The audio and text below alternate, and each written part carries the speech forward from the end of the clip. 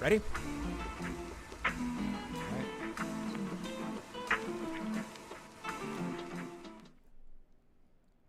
Welcome. Welcome to the College Fanfair, where we do our absolute best. Matthew, how are you doing? What an intro. I'm great. This was a phenomenal week of college football. To kick things off for multiple reasons. Both of our teams won. Both of our teams looked, if not competent, good at winning. That's all you can ask Um, for. yeah, basically. The best part, though, the cream de la creme of the whole kit and caboodle was Alabama walking into Doak Walker Stadium, whatever, Doak Florida Campbell. State. They walked It's Doak Campbell. Doak Campbell. That's right. Who's Doak Walker? There's a Doak. That's the running back award. Never mind. Was Florida State walking into Doak Campbell and just absolutely having their own cheeks handed to them on a silver platter? It was gorgeous. Did Nick And you know what? Saban, did he ever lose a game post 2008? I guess So Auburn in 2017. Kind of couple counts. things. His Nick Saban's worst regular season at Alabama, he lost 3 games. Mm-hmm. That was 2010. It was the South Carolina, LSU, and Auburn. That was his work. That was it. Outside of his inaugural year, where they went 6-6, the famous University of Louisiana Monroe lost, who they played next, by the way. Um, Outside of that one, the rookie season where they were figuring things out and getting things established, 9-3 was his worst season. He went undefeated in home openers or season openers, excuse me, not just home openers, but Yep. season openers. He never lost a game in season openers. He only lost 3 times in 163 games to unranked opponents. 3. And you can count them. Texas A&M was what it wasn't like, losses to just random colleges. It was actually, to competent SEC teams. But um yeah, it and then we flipped the page over to Kalen DeBoer in his time. 5-5 in the last 10 games. He's lost. If Nick Saban only lost 3 times to unranked opponents out of 163 games, Kalen DeBoer out of 14 games has done it 4 times. Mm-hmm. He That's he's alarming, 5-5 in his last 10 games. as I just said. Yeah, really? You said something about 14, so whatever. Um, So, all that to say, I have the following announcement to the public. okay. My fellow Americans, it is with great pleasure that I announce to all of you gathered here across the country. Those of you that have looked at the Crimson Tide game on your schedule and shuddered in fear because the Alabama standard for a decade was unmatched in its ferocity, in its physicalness, in its discipline. I'm here to announce today the dynasty is dead. It is over. It is 6 feet in the ground. It will never happen again in our lifetime. Can fire Kalen DeBoer and replace with whoever, but it's done. It's over. After a season and 1 game, a year and a half of the DeBoer era, we can safely say with full confidence it wasn't Alabama. It was Nick Saban. Nick Saban is 1 out of 1 million. Mm-hmm. I say 1 million because 1,000,001 you got to Bear Bryant, who also happened to be at Alabama. Yep. But Bear's dead. Nick Saban's retired. Nobody's coming to save him. The dynasty in Alabama is over. It is officially over. I saw, which, granted, Florida State hired Gus Malzahn, and I really do think this opening game was the reason they went for Gus Malzahn, because no one knows how to beat Bama like Gus Malzahn. Mm-hmm. But the first drive that Tommy Castellanos put together, they did 2 plays in particular. One, they kept running it down their throat. But every time they did, they would pull it to the left because Gus would have some eye candy going on to pull away from the defensive lineman. 2, Tommy tucked it and ran Yep. on the left. Excuse me, the right. Same thing. Eye candy. They didn't know where to look. And he got like a good, I think it was 12, 15 yards or something like that. Those 2 plays I saw and I thought, it is so over. It's Jover. We're done. Yep. Because those were the type of plays that played Nick Saban at Alabama when Gus Malzahn was at Auburn. And to quote Tommy Castellanos, Nick wasn't there to save him. Yep. He just wasn't. And I'm telling you, Micah, did you watch the game? Oh, yeah, I watched the whole thing. I watched pretty much all of the big games. So I have never seen a more undisciplined Alabama team in my life. They were arm tackling. They weren't number 18 on the defense. If Nick Saban was there, he would have catapulted you into the sun. Like some of the most pathetic efforts across the board from the linemen, the defensive backs. It was just sad. And Ty Simpson out there, I'm sure he's a fine quarterback, but he looked like a deer in the headlights for at least 3.5 quarters. And I sat there for 60 glorious minutes, and I was like, Florida State is taking a shovel to the Alabama dynasty. It started, the nails were going in the coffin last year. Florida State just buried them. So you heard it here first. It's over. Yeah. Don't expect championships every year. Don't expect to win 10 games every year. It is so over. Well, I've never been more confident in saying that than I am now. Here's the beauty of it, though, right? Because everyone knew Alabama was going to fall, right? When Nick Saban retired, the signs were on the wall. This is earlier than expected, though. Because I thought what was going to happen was Kalen DeBoring was going to come out and he was going to have 2 or 3 really competent seasons. 9 wins, 10 wins, keep him in the playoff discussion. And then Crimson Tide fans, right, because they're entitled babies, were going to call for his head. Kalen DeBoring was going to get fed up with like all the noise, and he was going to leave or be fired and be like, good, you guys suck. And then Alabama was going to go out and make another hire, and that guy was going to be the one to tank the program. And Bama fans, get a dose of reality of just like, hey, there's only one Saban, okay? And without him, now that everyone can pay their players, you're going to have to deal with being really good and not the best, right? That should be your expectations. Lower them. But Kalen DeBoring is blowing my expectations out of the water. Like, he is doing such a good job at ruining this program. I saw a post about something that said one of Bama's biggest boosters shared, which was at the hotel last night. Players were staying up till 1 or 2 o'clock in the morning. They were door dashing food late at night. Just zero accountability from the coaches, right? Nick Saban, he had that locked down, right? Made sure they were all focused, and if any of them made a mistake, he was yelling at them on the sideline, even if the play wasn't bad, right? Bama could get a sack, and if a defensive lineman, right, was being blocked, he was yelling at the defensive lineman. He was like, everyone does their job and does it perfectly, right? Kalen DeBoring is like, hey guys, could you play football? Hey, could you remember how to tackle? Thank you. Love you. He looks so in over his head. Again, he did a great job at Washington. I'm not dissing Kalen DeBoring at all. It's just I am. This is the SEC, my guy.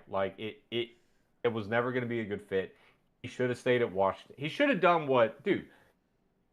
Dan Lanning, allegedly. Steve Sarkisian, allegedly. Mike Norvell, confirmed. Kirby Smart, allegedly. All these names that the entire media reported that Alabama reached out to take over for Nick Saban, all 4 of them credited elite head coaches all of them said no. Yeah. And you got to think, Dan Lanning's at Oregon. Oregon's known for churning out future Power 5 head coaches ever since, Mario Cristobal left. It's not like Mike Gravel's at Florida State. And again, no disrespect to Florida State because they did just beat them. But Florida State versus Alabama head-to-head as a Blue Blood program to go coach at, it's Bama, right? All four say Bobby no. Bowden, like you're coaching at currently. Okay, currently, sure, but also like you can't. The only program that I would say would be a better job right now over Alabama would be Georgia. Just because of what Kirby Smart's done there. But like, there's a rule of thumb that all these coaches knew, which is, do not be the guy that follows the legend. Yeah. You want to be the guy after the legend. Cam Newton won the Heisman, goes to the NFL draft. Who took over for him? Barrett Trotter. You probably wouldn't have guessed it unless I told you. Barrett Trotter takes over. Auburn has their usual quarterback season, 2,000 yards, 20 touchdowns, a couple of interceptions, 7-5, right? Right. Well, Nick Marshall came along. I think it was actually 2 years later. We went Barrett Trotter, Kyle Frazier, Clint Mosley, that whole thing. Nick Marshall came along, and then he was spectacular. Yeah. And Jeremy Johnson takes over. Oof. Not quite the same. Jarrett Stidham takes over. Then never be the guy that follows the legend. Always be the guy after the guy. And I'm sure that if Kalen DeBoring, I mean, it feels like saying if is a long shot. It feels like we should be saying once, right? Right. Like if/when he gets fired from Alabama, then coaches are going to be lining up to take the job because the bar has been lowered. Yeah. There's a new standard.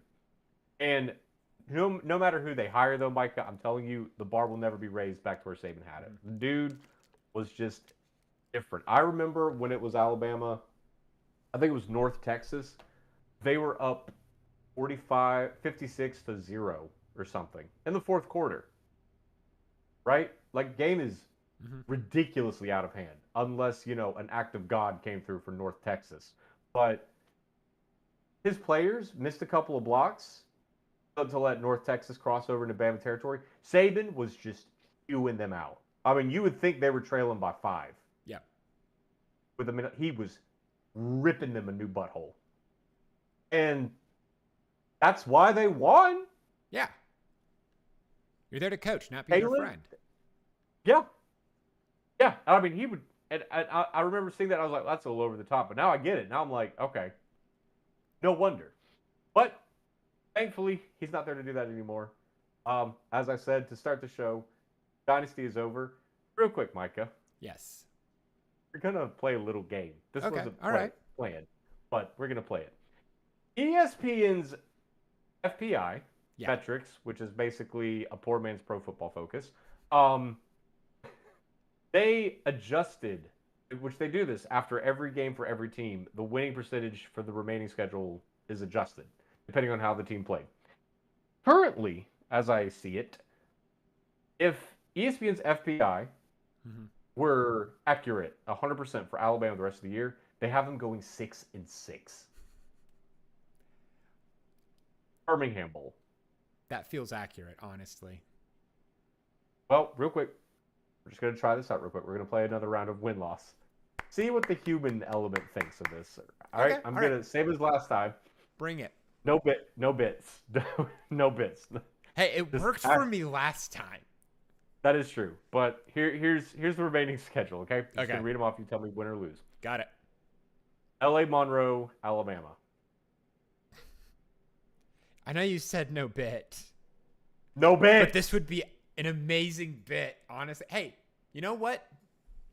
Much to Alabama's chagrin, I'm going to say Alabama wins this. But because, Nick Saban lost to ULM, and look what happened, right? Look what happened after that. So if I'm Bama, I'm thinking, all right, let's eat this loss, and then we'll win out the rest of the season. We're in the playoff. Next year, national champions, baby. Dynasty's still alive. Unfortunately, Kalen DeBoring, he does not have that Saban mindset, right? You get that one really bad, embarrassing loss and use that to motivate your players for every game, and then you avoid losing like the rest of the gimme year. games for the rest of your career. Wait. But he's not going to do that. He's going to go out there, right? He's going to have his team play competently, and they're going to win. Are they going to win impressively? But they're going to win. So win. Okay. That's a win. Okay. Now, this is weird. I had no idea that they did this, but apparently this is on the schedule. Wisconsin comes to Alabama.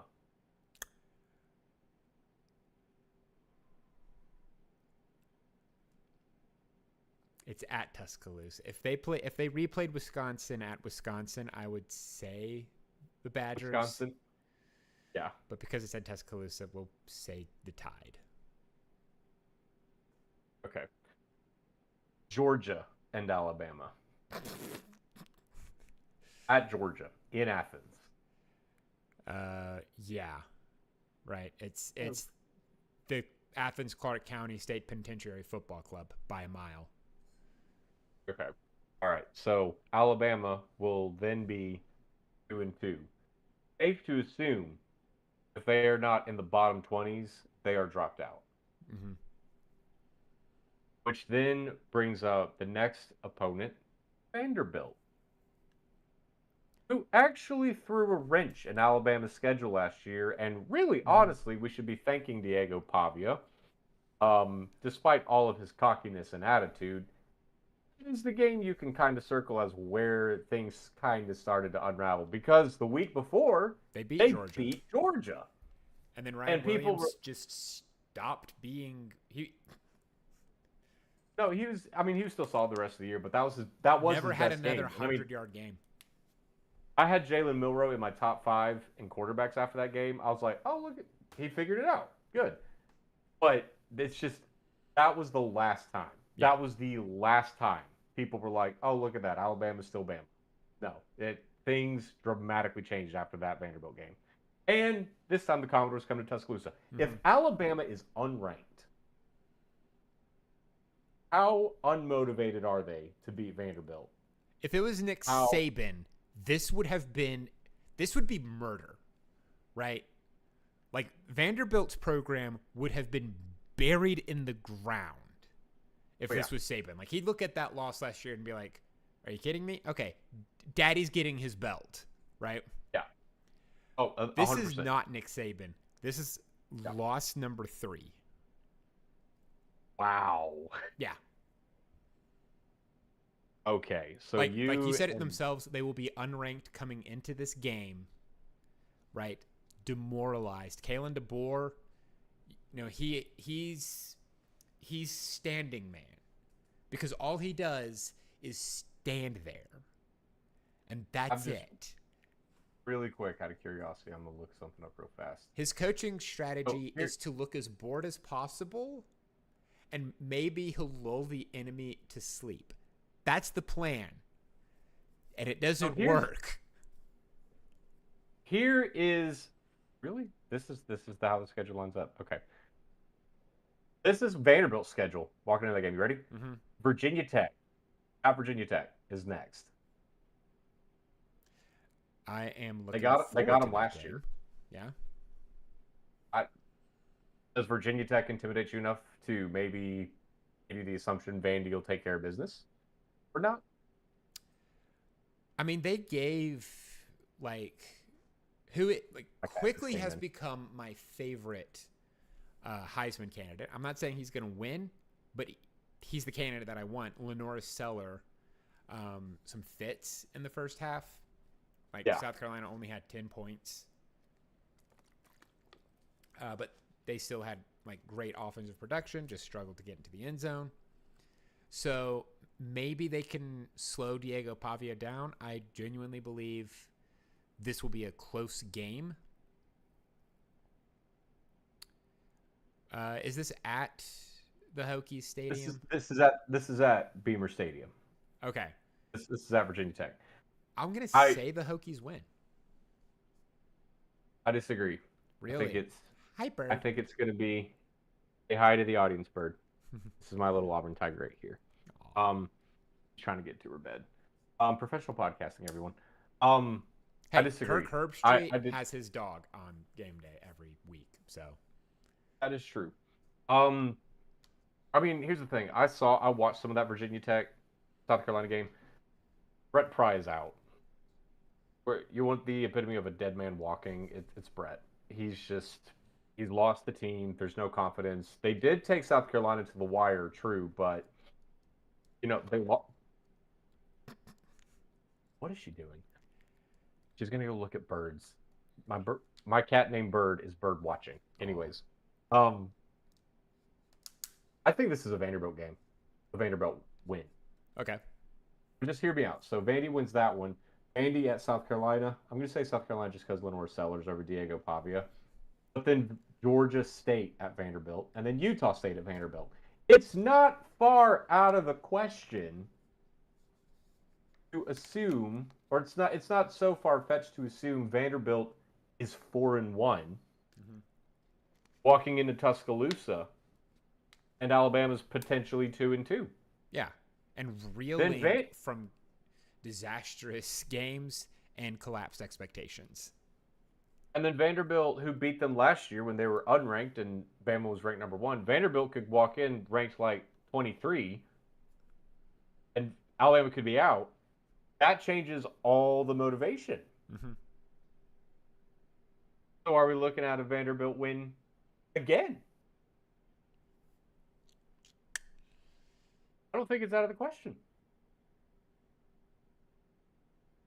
In fact, Vanderbilt could beat South Carolina and walk in undefeated. Mm-hmm. Right?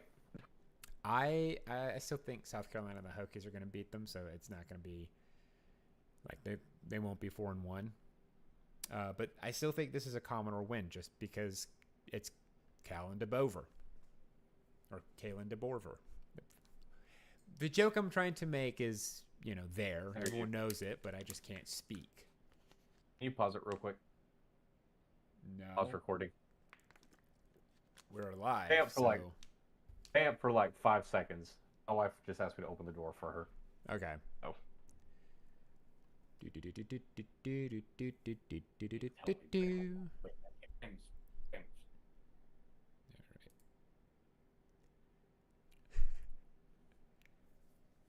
Oh my gosh. Sorry about this, everybody. He'll be back soon. I still cannot lick this cough. Everything else, like if you don't know, last week when we recorded, I was recovering from COVID, and I'm still having to deal with a cough, which is concerning because it's been a week since I first started to get symptoms.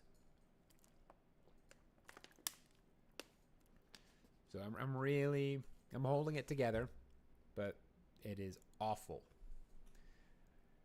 Terrible. While I wait for him to come back, I'll go ahead and say a couple of things. I don't know if we're going to get to it, but how appropriate was it for Lee Corso to have a clean sweep on his last game day? Like 8-0, called all of it perfectly. And it sucks because I was really hoping Miami would lose because I don't like Mario Cristobal and I hate Carson Beck. Go figure. And I like Marcus Freeman. He's one of my favorite coaches in the game. But Corso knows best. Nailed it, knocked it out of the park. Even the Florida State call. What a call. Right? Everyone, honestly, people were kind of laughing at him of like, wow, I can't believe you just did that on your last day. Not so fast, my friend. He nailed it. Up, he's back.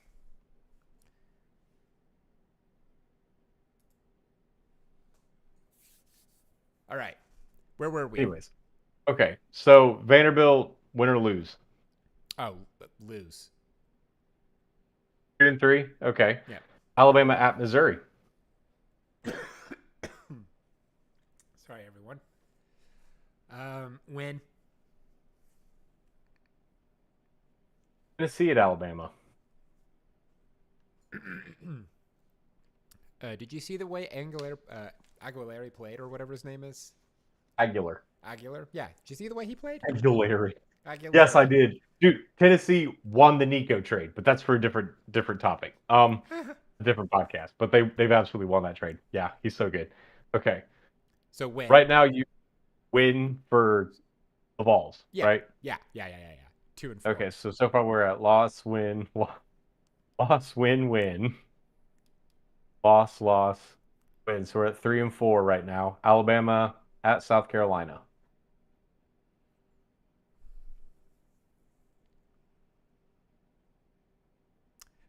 Don't overthink You know this. what? Yeah, you know what Alabama did not do week 1? What? Slow down the running quarterback. Yep. You know what Lenore Seller is? A running quarterback. Quite possibly the best running quarterback since Cam Newton. Not the cap. Anyways. Okay, well, okay. that's like the comparison people are making, is that like he looks like Cam Newton when he runs the ball. So South Carolina 3 and 5. Yeah, 3 and 5. Okay, next. LSU at Alabama. You know, the talent's there. No, stop. Just stop. Stop. It's LSU. Garrett Nussmeier over Ty Simpson all day. Cool. 3 and 6. Oklahoma at Alabama. Loss. Bama's not bowl eligible. Wow. 3 and 7. Eastern Illinois at Alabama. Win. Bama at Auburn.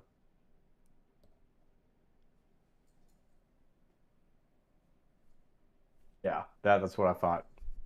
War Eagle, hey. Yeah, so 4 and 8 is our win-loss prediction.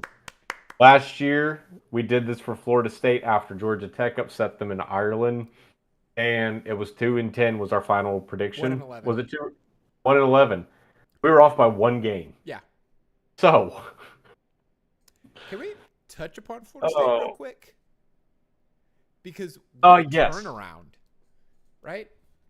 Yeah. Like they looked like a perennial power in the ACC.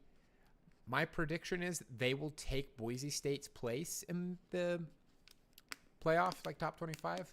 Kind of have to go through. That would be something like a bottom seed? Yeah. Like top 25 to top 20, right? Somewhere around there. Okay. That's fair. Yeah. We'll have to do like we had this discussion, folks, me and my brother, about seats at the table. Yes. For contenders, where there's like a table that holds 8 teams in a conference. There's two at either head, where they're like the de facto leaders of the charge. And then there's 2 like on either side. No, 3 on either side. 3 on either? I'd say 2 on either side. You can't can't have top 8 and call that the table. Like there's only room for at most 4. Okay. Fair enough. So there's like 2 at the head. Discussion was top because 2. Alabama, who's currently at the head of the table, is falling off, and that was the whole point. Never got around to it in time. And we were going to have, well, actually, I'm glad we waited, because now this changes all of the narratives I had in store for it. So basically what we're going to do, folks, is we're going to like have a discussion about like who's at the head of the table, cutting the meat, enjoying the meal, gets to go first. But then who has a seat at the table in the playoff race, and then who is around the table like vying to get a seat, like knock someone out and take their spot. So yeah. We'll get to that later. Alabama's definitely not at the head of the table right now. I was just going to tell you I'm looking at LSU and Georgia. But there is one team I have in mind who could potentially, like if they do really good this year, they could take Alabama's spot, and for one reason in particular. Who's that? Auburn. Because they play Alabama every year. So if Alabama falls, that's Auburn's gain. That's true. You're not. That's put a bookmark in that. We'll talk more about that when we actually do that discussion. But Yeah. Little teaser for all of you in here. Um, But Florida State showed yeah. that they could like climb up to that spot Mike Norvell has right the ship and got it better. But do you remember what I said about Georgia Tech last year after they upset top 10 Florida State? No. Right? I What would you say? said either Georgia Tech is really good or Florida State sucked balls. Now, Both were true. both were true. Just Georgia Tech, well, actually, yeah, both were true. So here's the deal Florida State is either really good or Alabama sucks balls. We're gonna find out for sure. I think it could be Florida State's just that good. Yeah. I don't know, man. Gus, that whole game, he was just in his bag, and it's like it's amazing what you get to do when you're not like feeling the heat of a frustrated fan base, and you get to focus on just calling plays and stuff, which also infuriated me to watch as an Auburn fan because Gus's thing was mobile quarterbacks, right? Mm-hmm. Why did we recruit so many pocket passers while he was here? Jeremy Johnson, Jarrett Stidham. Granted, Jarrett Stidham had a good offensive coordinator. I'm trying to think. The only like really mobile guys that I can think of are like Joey Gatewood. We would recruit pocket passers. Mm-hmm. It just made zero sense. Sean White, like it made zero sense, and I was like, this is what you're good at. When Gus is in his bag, Yeah. for the guy that can run, it's over. Like, so yeah. But anyways, congratulations, Gus. Felt like old times indeed. Um, what segues people? It also felt like old times for Ohio State. I think that was the number one. I think that was the most watched game week. Number one Texas at number 3 Ohio State. The Buckeyes got a win over Texas by 2 touchdowns in the college football playoff Final Four. 1 touchdown. Oh, no. In the Final Four, yeah. Yeah. So it was a close game. It wasn't like a blowout or anything. And Ohio State technically they didn't get that final touchdown until the final seconds when Jack Sawyer stripped the ball away from Quinn Ewers and ran it back for a touchdown. So it was a 1-score game, like all game. Mm-hmm. And then Ohio State literally ran away with it in the final seconds. This year, just because Ohio State lost a lot of talent, Will Howard, Jack Campbell, Josh Simmons, Travion Henderson, Quinshon Judkins, people kind of expected this to be Arch Manning's coming out party. He's spent 2 years at Texas learning the system behind Quinn Ewers under Steve Sarkisian. The thing is, he was learning that system and he had, wideouts like Xavier Worthy and Isaiah Bond to throw to, Matthew Golden to throw to, and I didn't take into account how much talent, Ryan Wingo's back for Texas. He's a good receiver. I think it was a combination of A, it's just a different group of guys he's got to get used to. B, it was his first start against the reigning national champions, but he looked good all game long. Yeah. 170 yards, 1 touchdown, 1 interception, 58 completion percentage. That's not great. Yeah, and I just want to say to everyone watching, I told you so. I called it. Like, the media is overhyping this kid, acting like he's the lock for the Heisman, the first-round draft pick, and all the laurels in the world, right? Because he's a Manning, right? And I said, stop talking until the game is being played. But no, they just had to, like Paul Feinbaum just had to keep running his mouth, right? Josh Pate admittedly has owned up and said like he made some stupid like predictions, right? Right. Here we are, week 1 in the bag, and Arch Manning looked like he looked terrible considering what the expectations were. He looked fine if you had tempered those expectations of like, you know, it's a top 5 team, one of the best defenses in the nation you're going to get, one of the most hostile environments you're going to get, right? So I'd say he played about what you would expect from a first-time starting quarterback. Because you know who else went up against a top 5 defense, right? Julian Sayin. You know who looked better than Arch Manning? Julian Sayin. You know, his first career start, right? You know who went up against the top 5 defense and did much better? Garrett Nussmeier. Right, so you can't say... Tommy Castellanos. Right, you can't say, oh, Arch Manning was only bad because it was Ohio State, when a lot of quarterbacks played defenses of equal caliber to Ohio State and looked better than Arch Manning. So don't, like, the glazing of this kid continues with them saying, oh, it was just his first start and, oh, hostile defenses. It's like, no. He's good, maybe, but he's no better than everyone else. So quit. I can't say it because we're a friendly podcast, but quit glazing him. I hate that word. Okay, to play devil's advocate, though. One, that was his first start, and it was in a hostile environment. And yes, there are quarterbacks that went up against top caliber defenses and looked better. Carson Beck last night just ate Marcus Freeman's defense alive. So far, he's the redemption tour for Beavis and Butthead looks great. But Carson Beck has 4 years of experience under his belt.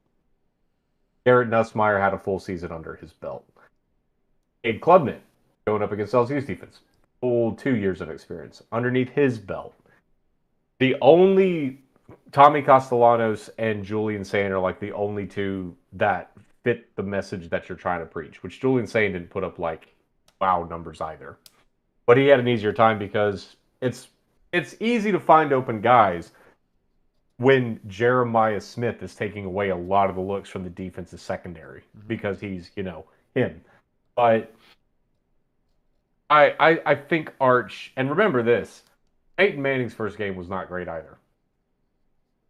In fact, Arch had a better first game than Peyton did, if I remember correctly. Peyton Manning did not look good his first couple starts at Tennessee.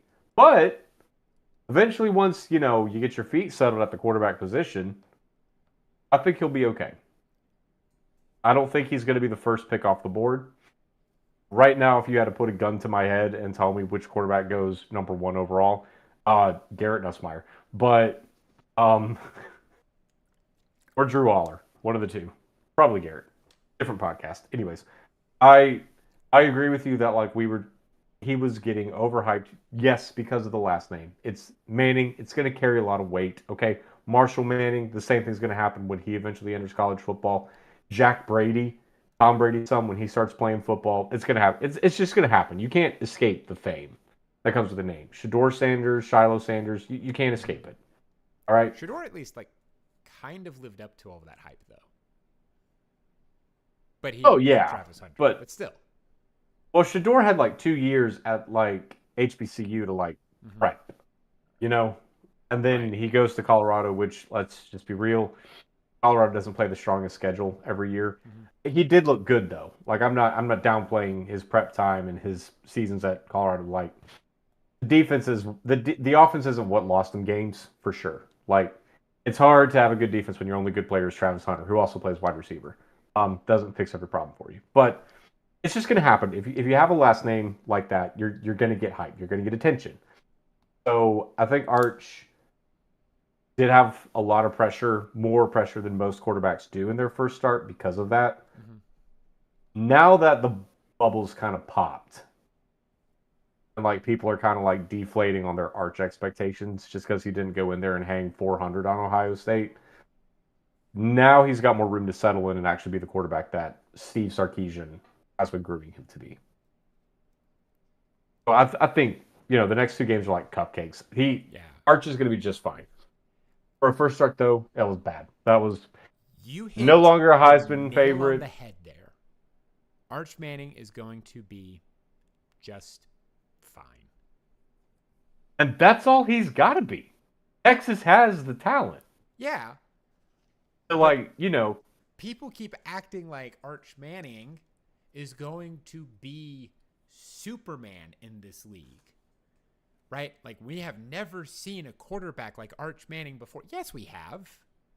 We have like 5 of them playing this season alone. Right? So he's going to be just fine. Texas has a really high ceiling still. But let's move on. Okay? Let's move on from, acting like Hercules, the son of Zeus, is on board the... What the heck? The Argo. How mad you think the New Orleans Saints are right now that they tanked their draft with Tyler Shuck, traded a bunch of assets to be able to move up next year because we all know who they want. We all know who they penciled. And they go see Arch Manning's game and they're like, oh, man. Oh, they're just, they've got to be panicking right now. I just wanted to make that comment because we all know what the plan was for this. Their draft told us everything we need to know about the plan. And the plan was, let's go get Arch. Now it's like, we maybe shouldn't have done that, but no. Arch right now, he kind of reminds me of Tua and Justin Herbert.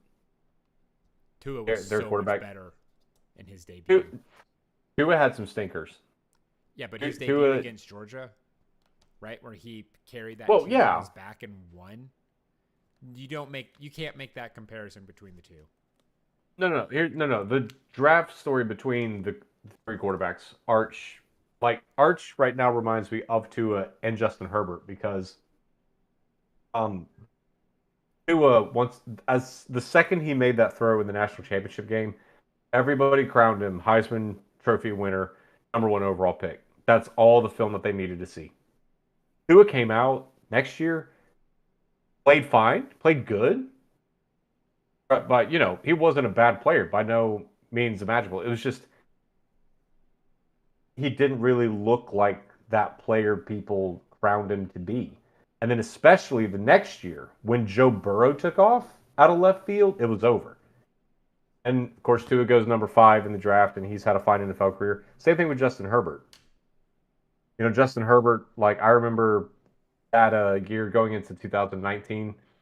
Time out. What? We're a college football podcast, not an NFL draft podcast. Fair enough, but like I think Arch, like this one game's not going to define him. I think if he were to declare, he would still go in the top 10. He's just not going to be #1. He's not going to declare. He's probably not, no. If we're being honest. Yeah. Again, how mad are the Saints right now? Anyways. All right. Moving on. Anything else from the week that stood out to you that you want to talk about? Not unless it's in the pajama party. All right. Pajama party. Here we go. Transition. I don't have a transition for the pajama party. We need to get some. I know. I'll work on it. Hey, Alabama, you suck. We're going to talk about Auburn and Georgia Tech because they're better, and that is that. Pajama party. I don't know. Okay. I don't actually use that. Anyway. We're live. It's there. Everyone now knows. Who went first last time? I believe I did. So it's your turn to go first. Professional podcast, everybody. Auburn looks fine. Okay. Auburn looks fine. It was Baylor. And again, the whole tempered expectations thing, but I was nervous about this game for like 2 reasons. One, Jackson Arnold. #2, Sawyer Robertson. Now, he's not getting as much attention as like Lenora Sellers and Arch Manning and Garrett Nussmeier, but make no mistake about it, he can play football. Like he's a certified air raid baller. And sure enough, he put up 400 yards of offense through the air. Like he booked Auburn's secondary. Like kid can just play good football. I was like, if Baylor's going to win this game, it's going to be because Auburn's defensive backs eventually just get worn out. Eldrick Faulk can't get a sack to save his life, and that tight end they have, Michael Trigg, NFL top 5 tight end, probably going to be one of the top 2 tight ends in the draft. Like he's legitimate as a receiving threat, not just as a blocking tight end, but as a receiver.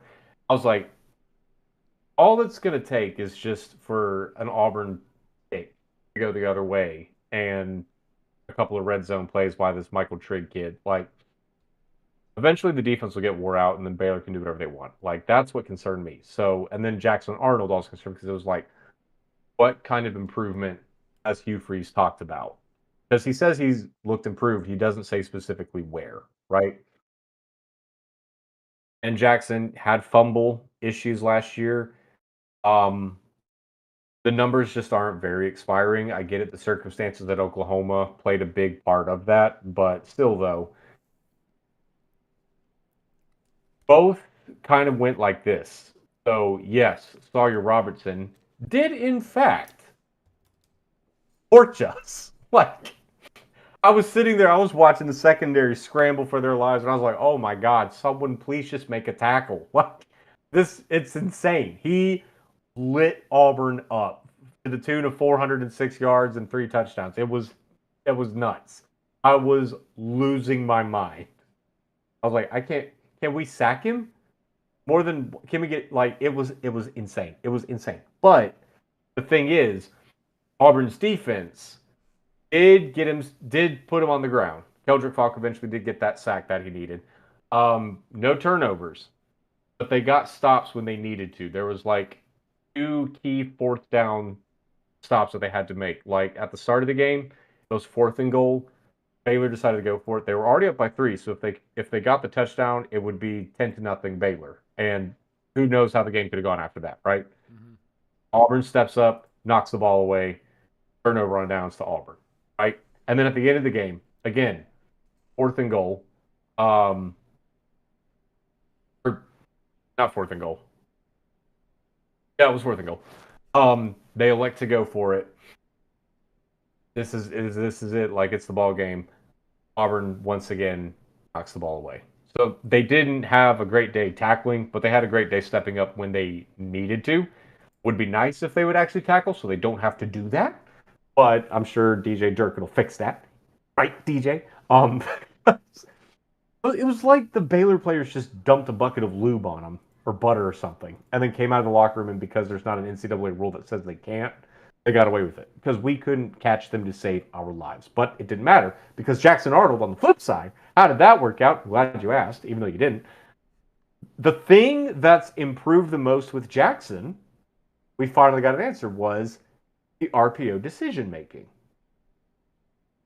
Hugh wasn't talking about Jackson specifically when he said he's looked so much improved.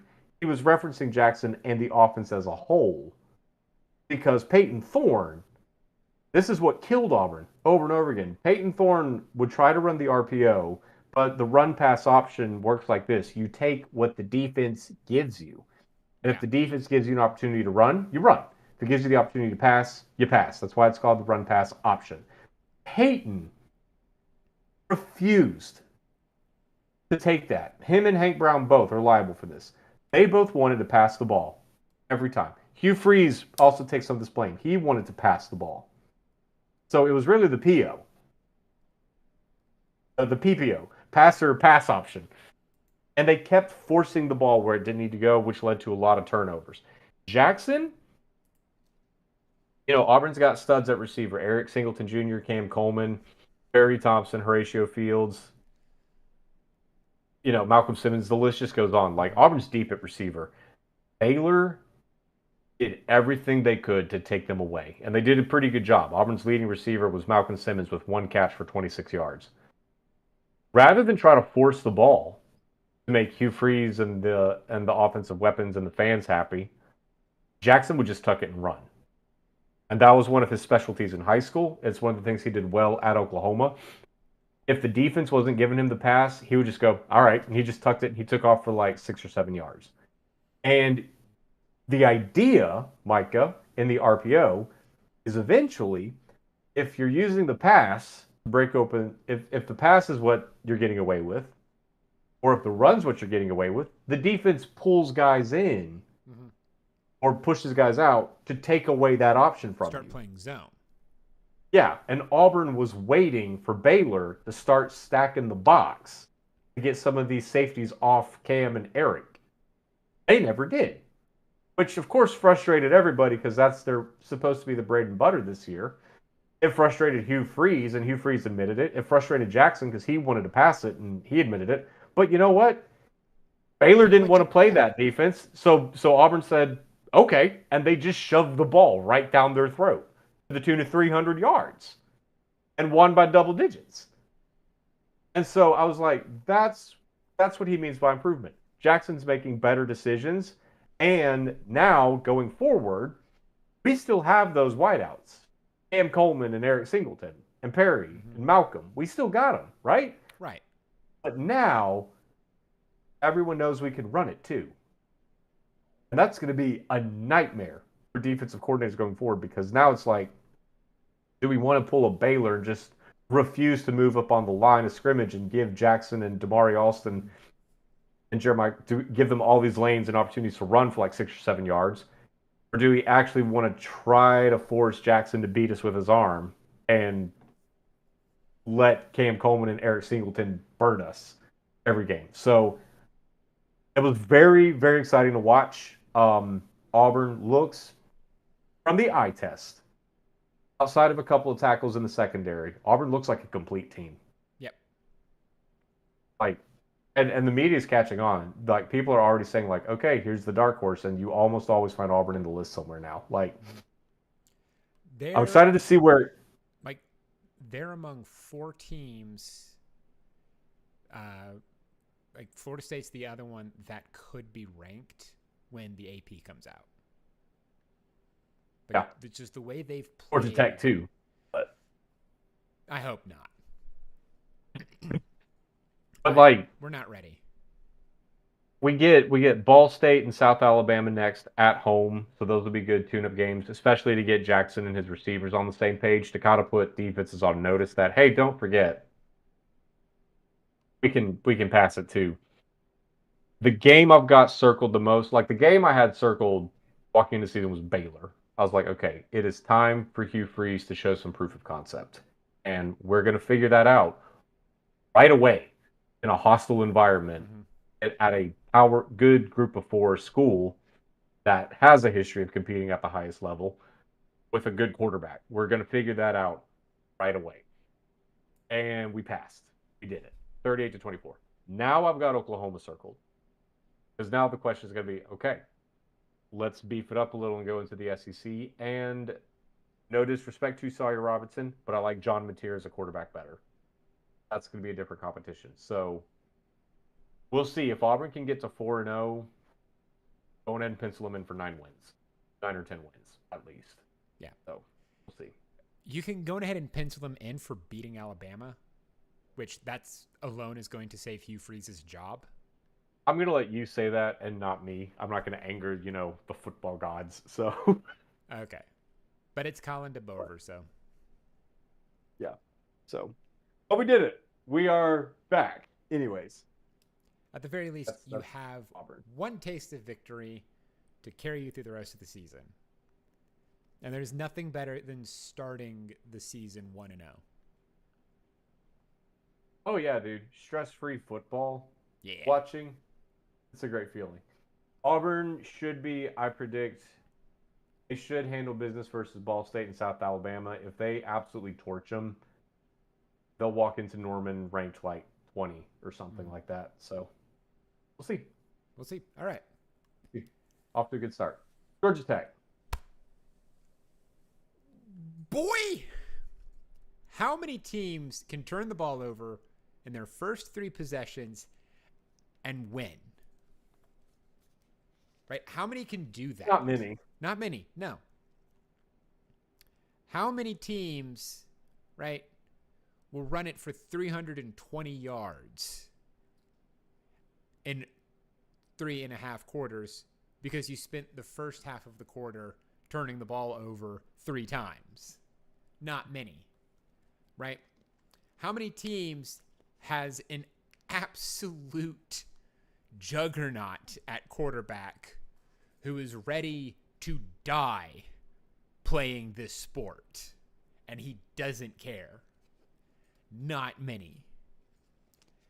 I am a little concerned about our secondary still, but getting 2 3-and-outs after those back-to-back turnovers is what is going to make the difference between this defense and last year's defense, right? Like when they needed to, they came up big. And especially just the mentality is what sets this team apart, because Jordan Vandenberg, our star defensive lineman, when he was asked, what was your mindset after those like second turnover, you know, and having to go back out there, he said, I was excited, right? I want to go into the fire and I want to play. And then he proved it. The whole defense proved it. Like, it doesn't matter what our offense does. We're coming at you with everything we have. And so how good Colorado is remains to be seen. How much of like a quality win this is a little up for debate. But you clean up those like first few possessions and it's a 2-score, maybe 3-score game, right? You don't turn the ball over. That takes away 1 Colorado touchdown and gives you your own. So chances are the game was a lot or not as close as it seemed. And so that's giving me hope for Clemson, right? Gardner Webb, Brent Key, he gets into these players' heads. So far, outside of the Bowling Green game, Brent Key has not failed to win a cupcake, right? He cleaned that up. He has his team where you want them, where win the games you're supposed to win. And now we've won, the Power 5 game we're supposed to win. So that's good. That's something I was hoping for. So Gardner Webb will go in, take care of business. What I want to see, same as you, I want to see more like production from our receivers. I would love to see like Haynes King kind of take a breather, not have to do as much running. So get Jamal Haynes, we use our wide receivers as running backs. So kind of spread the ball around a little bit more. I don't want to see us punt a single time against Gardner Webb. If we do, but just really but just get this offense into that drive it down the field and score mindset.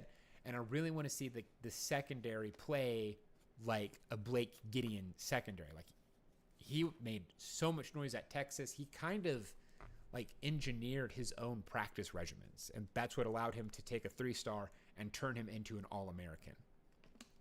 So I want to see our secondary come into their own and be great, and our defensive linemen continue to be great.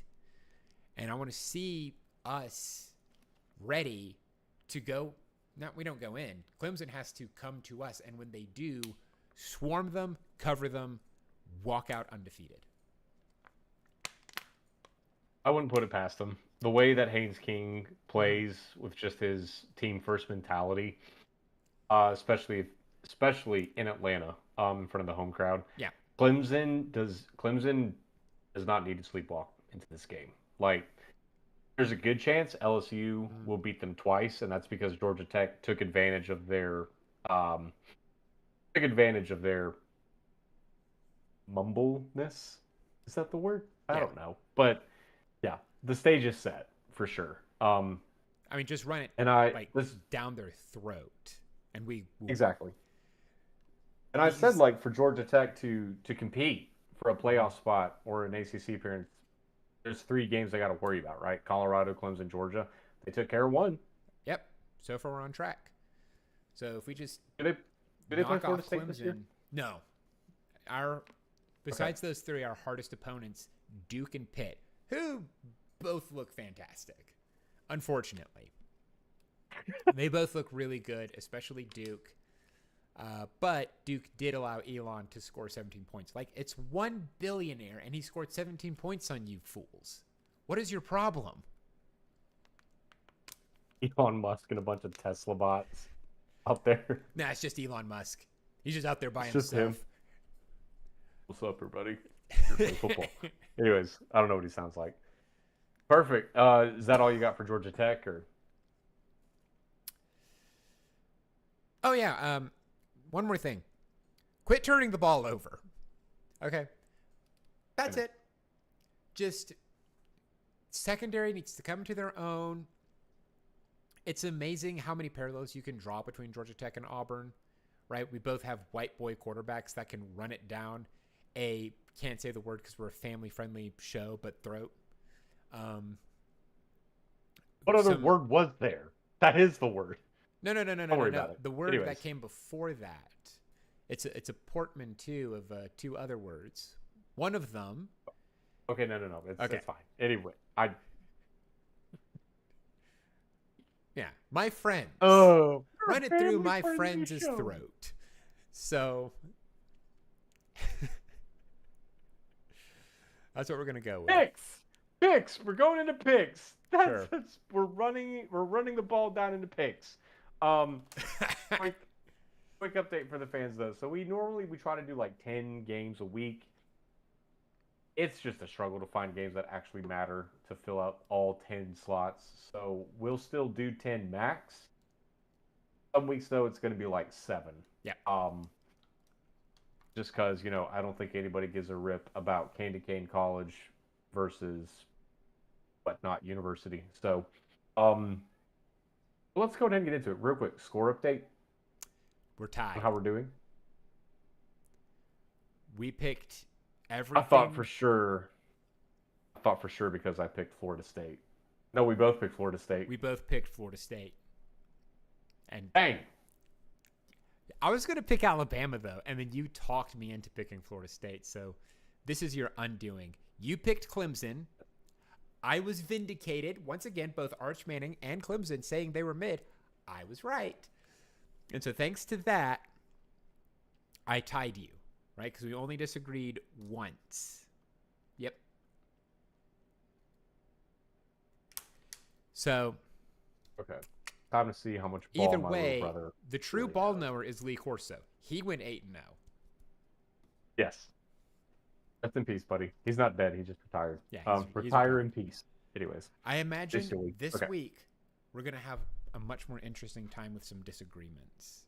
So, right off the bat, Illinois at Duke. Who you got?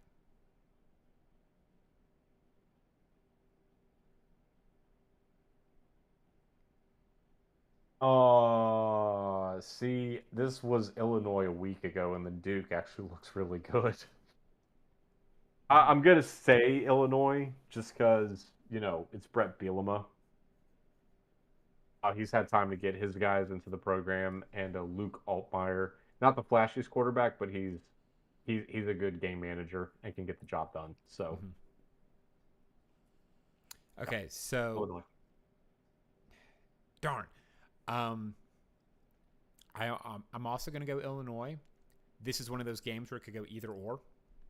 And in my experience, the best thing to do in those cases is just find a stupid reason and go with it. My stupid reason, Elon scored 17 points. I'm using that as my justification. No, that's fair. Next one up is the... Will you just, stop dying? Jeez, we're live. I'm sorry. So this is weird to see because this is a rivalry game, but for some reason they always play it week 2 or 3 of the year. Iowa versus Iowa State. I'm going Iowa State. I know that Iowa has spent a lot of time in the transfer portal beefing things up, but Rocco Beck just looks so good at quarterback right now. So Yep. the Cyclones. I also went Iowa State. So darn. Baylor at SMU. Baylor.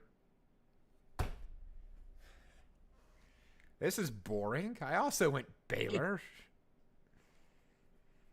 Well, I mean, I saw Baylor. I Yeah. saw what Sawyer Robinson could do, and I was like, okay, sign me up. Like, yeah, it's gonna be Baylor for sure. Okay. Our next two are pretty boring. Georgia Tech versus Gardner-Webb. Auburn versus Ball State. Give me Gardner-Webb. Okay. I'm joking. Georgia Tech and Auburn, of course. Yeah.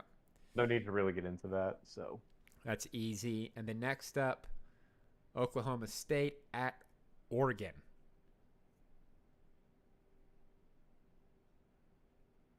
Like, okay. 3 quarterbacks ago for a mullet man in Oklahoma State. 3 quarterbacks ago, this was a far more interesting matchup. But they don't have any of those 3 quarterbacks anymore. So it's going to be Oregon getting their obligatory Power 5 win to keep their schedule looking good in the eyes of the college football playoff powers that be. Yeah. And I think this game has a huge implication on one of 2 ways. So Mike Gundy has flirted with retirement. I feel like if he wins this game, he won't. Mm-hmm. I feel like if he loses it, this is the start of his swan song. Okay. The Cowboys. So give me Oregon. Same. So far we're in agreement. This is boring. So please, Michigan at Oklahoma. It's at Oklahoma, right? Right. Let's save that one for last. Okay. Fair enough. Save the best for last. That's like the only top 25 matchup we have. So Arizona State at Mississippi State. Now this is interesting because Sam Leavitt has returned. They don't have Cam Scatabo. All-time football name. Yeah. Scatabo. They don't have him anymore. They do. They look like they haven't missed a step without him. Mississippi State, now that Jeff Lebby's had some time to get his guys in there and get him adjusted to the offense, it actually looked pretty good last week. Like last year, even in the cupcake games, it was just a struggle for Mississippi State. Now that they've actually had some time to find their footing, they look fine. It kind of reminds me of like the early, or not the early, but the mid Dan Mullen years at Mississippi State. So plus it's at Mississippi State. The question is just, who do I like more? Do I like Jeff Lebby's play calling more than Kenny Dillingham?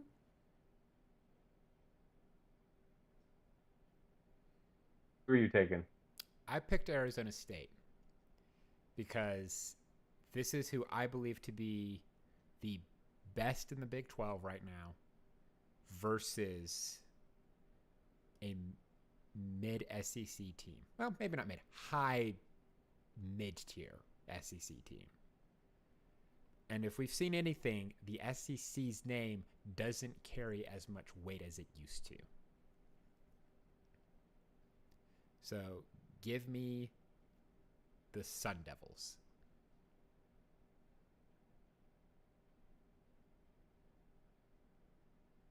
All right. Got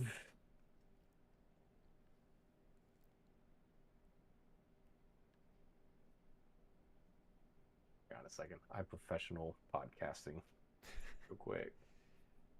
Do it. Come on. Just say it. Say it. Shut up. Shut up. Make it interesting.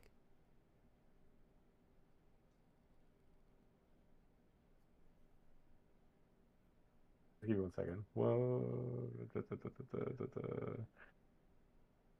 Yeah, give me the Bulldogs. Sweet. finally some disagreement. Yeah. Yes. I'll take that bet. All right, Ole Miss at Kentucky. So we all said Ole Miss last year, right? And then Kentucky did the funniest thing ever, Mm-hmm. which I need to check real quick. So, how has their quarterback looked? Did Brock Vandagriff put it together? Answer is no. I'm sorry, I forgot. I apologize. Zach Calzada, Auburn great Zach Calzada, who transferred from Texas A&M to Auburn and then didn't play. Oh no, Kentucky looks bad. Also, This Lane is Ole Miss. Kiffin. Yeah. He's not. I'm going to say Ole Miss.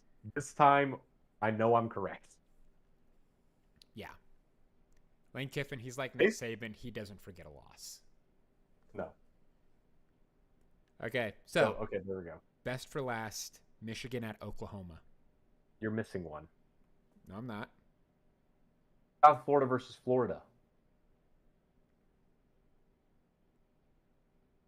Who? South Florida, the Bulls versus the Florida Gators. And I wasn't going to pick this one, but then I watched them destroy Boise State. Oh. And now I'm sitting here like, so is this the group of 5 selection? Because right now, all indicators say yes. So Florida's schedule was already difficult. After watching what USF did to Boise State, it got a lot harder. This is not a gimme game anymore. Mm-hmm. This is a legit competition. But South Florida right now, they look like the group of 5 playoff winner.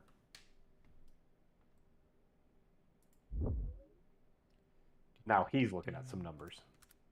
Professional podcasting, ladies and gentlemen. I'm just saying, like, Florida looked good versus Candy Cane College, whoever they played last week. I don't know. It looked fine. It's just South Florida dog walked Boise State. And Boise State's only major loss was Ashton Jeanty. That is a major loss. It is a major loss, but it's a running back. It shouldn't have been, right? Like, your running back's gone. Who's next man up, right? Like, running back, like, so yeah, so now I'm sitting here and I'm like, this is not going to be as easy as Florida thinks it is. True. This is a trap game. This is a trap game. But it's at the Swamp. So, also, you have to remember, what is the Florida's coach's name? How did I forget this? Billy Napier? Billy Napier. Oh, my gosh. Okay. I would have never remembered that. Wow. Billy Napier is coaching for his career right now, so I don't think he's going to, like, let a sleeper team sneak up on him. So I'm going with the Gators. I'm also going with the Gators. But all right. Either way, it could be a good one. Could be a good one. Now the best for last. Man, I had some good reasons for picking Oklahoma, which is my pick. I forgot what they were. So, just trust. I had reasons for this pick. No, I do trust it, and I do kind of hope Oklahoma wins because I don't want them to be walking into the Auburn game with a chip on their shoulder. Like, our backs are against the wall now after one loss. We have to beat Auburn. Like, I want Oklahoma to win, right? But for the sake of the picks thing, Bryce Underwood looked so good in his debut for Michigan. Just incredible. He looked incredible. I scoffed at the idea of hanging all our hopes on, if for a Wolverine fan, like to hang your hopes on a freshman quarterback. He's Bryce Young levels of different. Like Bryce Young, Trevor Lawrence, they both came in right away and immediately contributed.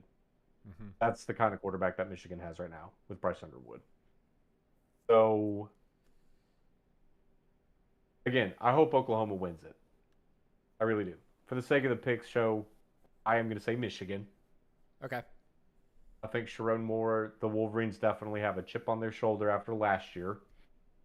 And the talent that they have right now, as we saw, is good enough to beat Ohio State. So, you know, yeah, give me the Wolverines All right. There by you a go. field goal. By a field goal. Okay. Yeah. Again, I hope I'm wrong, but 2 points of disagreement. That is in College Fanfare record for 2025. So it could get really interesting in the race. We'll see what happens. Till then, this has been the College Fanfare. I am your host. just a quick reminder to everyone. So what we're playing for is a pizza. Yeah. So whoever wins the pick game Gets a pizza. the loser has to order them a pizza. Now, here's the caveat. The winner can't pick the toppings, and they have to eat it live. Yep. So, okay. Yeah. Anyways, this has been the College Fanfare. I am one of your hosts, Micah Redding. Thank you for joining me. Matt, where can they find you? at the Barding Man on X. I also write for MikeFarrellSports.com. Go over and check out all of our stuff. We got some great articles coming out, especially the way this season has unfolded. Michael, where can people find you? At NotMecha on Twitter. I refuse to call it X, especially after Elon lost to Duke, right? Forfeit all naming rights. That's my favorite joke of the week. Other than that, I don't write for anyone. So He does draw. So I send do- him your commission. True, I do draw. Other than that, we will see you guys in week 3. To hell with Georgia. Regal. Good night.